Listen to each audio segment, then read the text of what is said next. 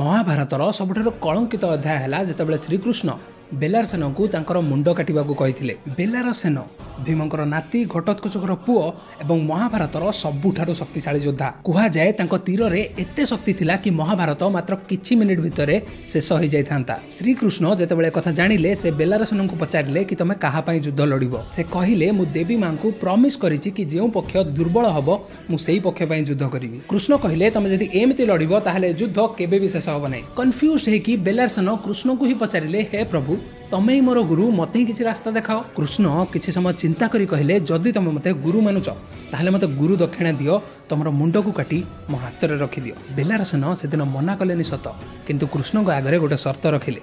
कहले, प्रभु ए महायुद्ध को मु मो निज आखिरे देखिबा को चाहूची। कृष्ण कथा मानिले एवं तांको मुंड को गोटे उच्च पर्वतर रखिदेले, जेउठु बेलारसेन आरंभरू शेष जाए महाभारत को देखिले। कौन आपण जानिचंती कि महाभारत सरीगला परे बेलारसेन सहित कौन है?